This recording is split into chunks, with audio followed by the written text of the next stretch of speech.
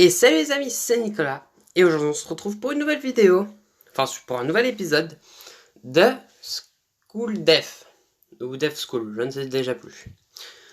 Donc dans le dernier épisode, nous étions arrêtés au moment où nous étions coincés dans notre école par une sorte de mur invisible.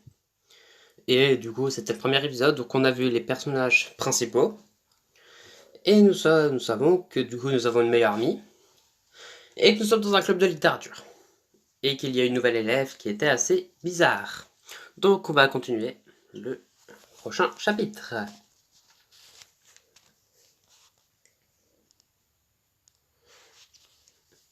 C'est pas possible. Je cherche la cour, mais peu importe comment j'essaye de partir, je rencontre le mur invisible partout où je vais. Pas moyen de sortir. Oh non, non, non. Mon inquiétude, qui semblait si irrationnelle il y a quelques instants seulement, semble à présent parfaitement justifiée. Je me retourne et reviens en courant vers les portes de l'école. Peut-être que l'un des professeurs est toujours là. Il doit y avoir quelqu'un qui sait ce qui se passe. Il doit y avoir un moyen de sortir, sinon je suis... Non, ne pense pas à ça. Ne pense pas au fait d'être pris au piège. Concentre-toi pour trouver quelqu'un d'autre. Oh, Frédéric, je pensais que tu étais déjà parti. Ray, terminer ce travail a pris un peu plus longtemps que prévu. J'ai fini maintenant, si tu veux encore passer du temps ensemble. Ça n'a pas d'importance. Écoute, il y a quelque chose de très mauvais ici. Il y a un mur invisible qui bloque l'ensemble de l'école. Quoi? Je sais que ça semble fou, mais je te jure que c'est vrai, tu dois me croire. Un mur invisible, c'est cela. J'ai essayé de sortir, mais je ne pouvais pas. Il bloque la sortie de la cour.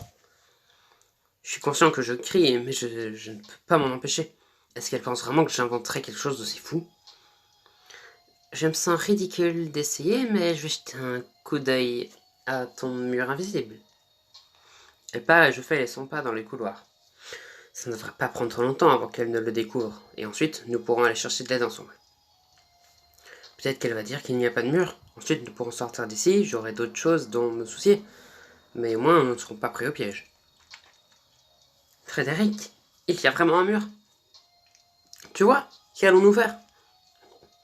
Cela n'a aucun sens pourtant. Des choses comme ça ne se produit pas. De toute évidence, elles se produisent. Nous le savons certainement imaginer. Non, nous ne pourrions pas imaginer la même chose. Des hallucinations partagées sont possibles. Mais pour quelque chose comme ça... Ray, elle ne m'écoute plus. Son regard est fixé sur le sol alors qu'elle marmonne.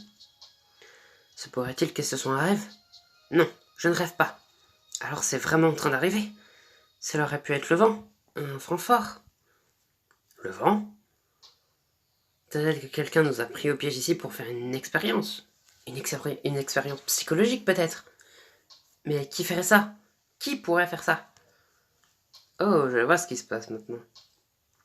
Quand Rai découvre quelque chose qu'elle ne comprend pas, son premier instinct est de trouver une explication logique. C'est comme un mécanisme de défense. Si elle n'y arrive pas, c'est là qu'elle commence à être perturbée. Rai pourrait commencer à paniquer bientôt. Que devrais-je faire? On va pas encore utiliser nos diamants pour l'instant. Je reste calme alors qu'elle essaye de comprendre la situation bizarre dans laquelle nous nous sommes retrouvés.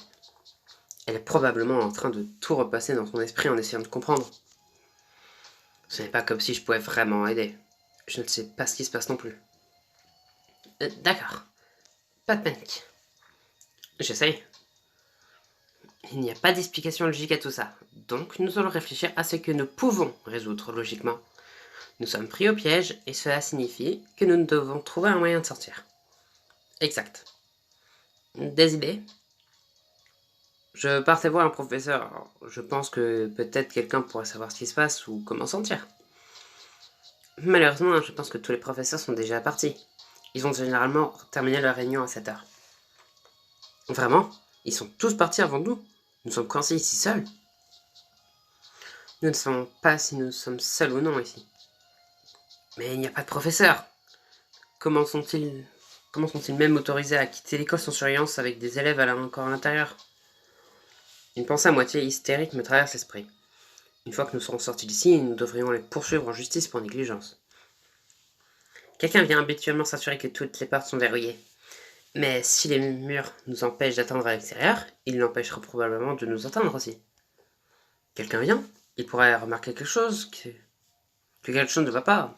Ensuite, il pourrait aller chercher de l'aide. Ce serait bien.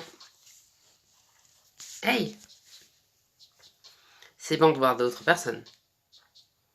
Alors qu'ils s'approchent tous les deux, Ray tend l'épaule et se redresse pour leur faire face, l'air parfaitement serein. L'image du leader, encore une fois.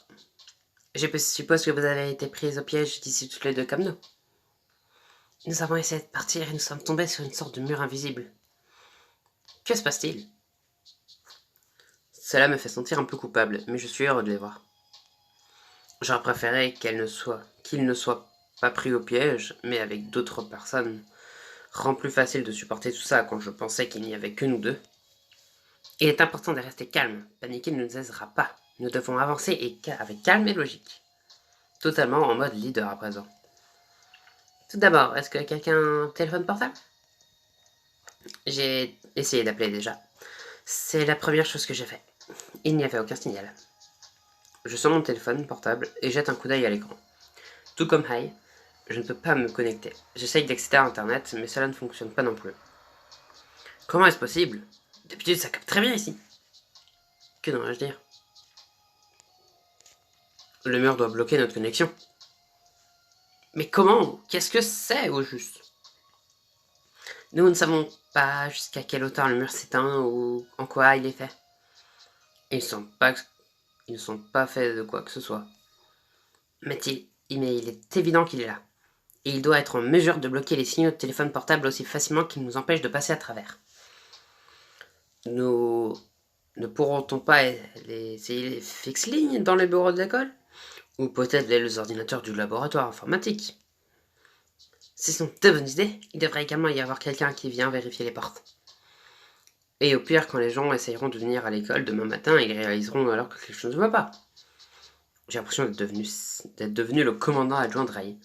Si elle prend en charge cette situation, elle a besoin de quelqu'un pour l'aider. Non. Non pas que je dirais non à quelqu'un d'autre qui viendrait ici pour nous sauver. Tout de suite, nous avons 3 objectifs principaux. Savoir s'il y a quelqu'un d'autre dans l'école, essayer de contacter des personnes à l'extérieur, et voir si nous pouvons comprendre comment c'est arrivé. Ou même qu'est-ce qui est en train d'arriver. Pourquoi ne pas aller dans la salle de cours? Nous pouvons nous asseoir et préparer nos plans là-bas. Ça m'a l'air bien. Les autres sont d'accord aussi. Donc nous partons dans le couloir ensemble. L'école vide est étrange et même plus surréaliste que quand je suis parti de ma réunion du club. Je me demande si les autres sont sortis ou s'ils sont piégés aussi. Nous tournons au coin vers la salle de classe, mais quelqu'un est debout dans le couloir. C'est Meiko, n'est-ce pas? Est-ce qu'elle va bien? On dirait qu'elle est dans une sorte de transe. Et à dire que je la trouvais déjà assez effrayante. Nous faisons quelques pas prudents vers elle, et Meiko remue en secouant la tête et en clignant des yeux presque comme si elle se réveillait. Oh, bonjour. Alors vos 4 est ici aussi? Elle a l'air un peu ébaissée. Que devrais-je faire? Je suis inquiet pour elle. Si elle a une sorte de problème médical, nous ne sommes certainement pas équipés pour y faire face là maintenant. Meiko, ça va? Moi? Quand nous sommes arrivés, tu semblais être en transe ou quelque chose. Oh! Est-ce que ça va? C'est gentil de t'inquiéter, Frédéric. Je vais bien. Tu es sûr? Ouais, j'étais en train de m'adapter à tout cela. Qu'est-ce que tu racontes? Nous sommes tous en danger. Mon estomac se retourne. Je veux l'engueuler pour avoir tenté de nous faire peur, mais je peux voir à son visage qu'elle est tout à fait sincère. Elle en croit chaque mot. En danger? À cause de la même force qui nous a pris au piège ici. Comment le sais-tu? Es-tu impliqué dans ce qui se passe? Est-ce que tu as provoqué tout ça? Elle a l'air assez suspecte et je ne veux pas vraiment le lui reprocher. La réaction de Meiko à la situation est décidément étrange. Peut-être que nous aurions dû faire plus attention à ces avertissements ce matin. Non, je ne suis pas impliqué. Alors comment sais-tu que nous sommes en danger? Je ne suis pas comme les autres. Tu peux répéter ça? Mitsuru, j'ai toujours été différente. Depuis que je suis une petite fille, je peux sentir des choses que d'autres personnes ne peuvent pas ressentir. Des choses généralement dangereuses. Comme quoi? Des forces surnaturelles, mais aussi le danger et le malheur. comme les accidents sur le point d'arriver à des personnes ou des personnes avec de mauvaises intentions. Je vois. La plupart des gens ne comprennent pas. La plupart du temps, soit ils ne me croient pas et pensent que je suis folle, ou quand ils voient une de mes prédictions se réaliser, ils me considèrent responsable de ce qui est arrivé. Je suis désolé. Pas moi. Mitsuru, arrête! Pourquoi cette fille, elle a fait paniquer les gens toute la journée en disant des choses inquiétantes au sujet des ténèbres et de la façon dont nous sommes en danger? Je pouvais le sentir, mais je ne savais pas ce que c'était. C'est ce que tu dis. Personne d'autre ne trouve suspect la façon dont elle a été transférée ici le jour où même le mur est apparu? Ou comment elle était en transe quand nous sommes arrivés il y a 1 minute? Qu'est-ce que tu essayes de dire, Mitsuru?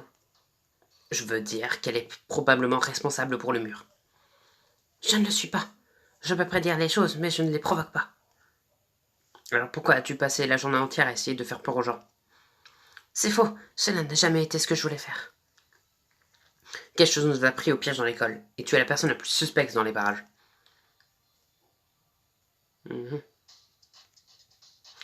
Bien que je déteste les voir se disputer, je connais pas vraiment assez bien Meiko pour juger si elle ment ou non. Je n'ai pas à m'impliquer. Ce n'est pas ma faute. Pourquoi devrais-je te croire? Tu es un inconnu. Mais...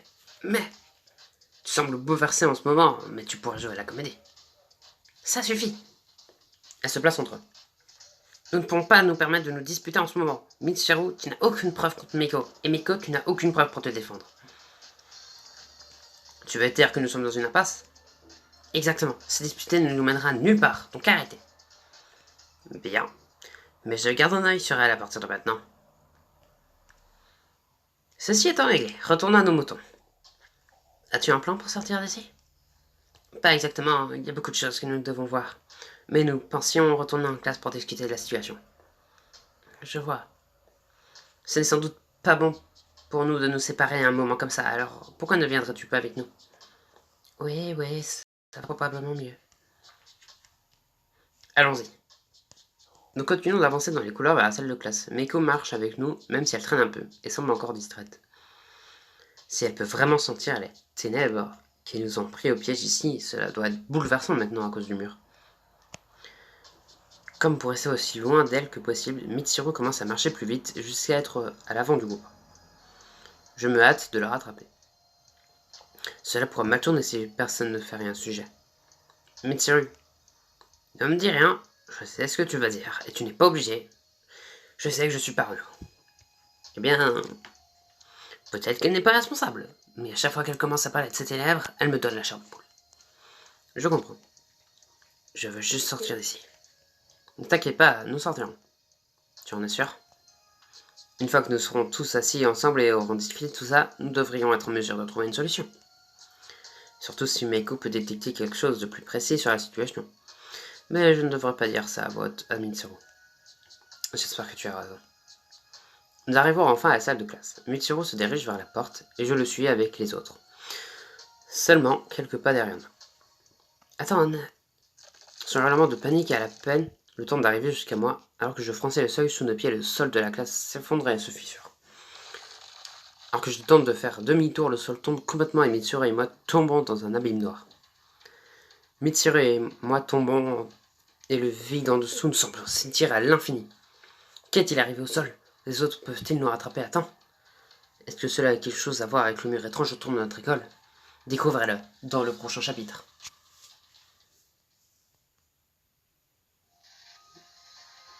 Et voilà. Donc le second chapitre qui se termine comme ça. Donc on n'a encore eu aucune nouvelle des personnes de notre club de littérature. Mais on a retrouvé Meiko. Et il y a eu un début de dispute. Et on est aussi tombé dans l'abîme. Mais bon. Je suppose que l'histoire ne va pas s'arrêter là. Et de toute façon on est le héros principal. Donc encore Mitsuru peut mourir. Mais nous on ne peut pas. Donc Papa on est l'héros principal. Donc bon. On va voir si les filles vont trouver un moyen de nous sauver. Et si dans le prochain épisode on va aussi trouver un des membres de notre club de littérature. Donc on verra tout ça dans le prochain épisode. Si jamais cet épisode vous a plu, n'hésitez pas à vous abonner et à lâcher un like. C'était Nicolas. Allez, salut!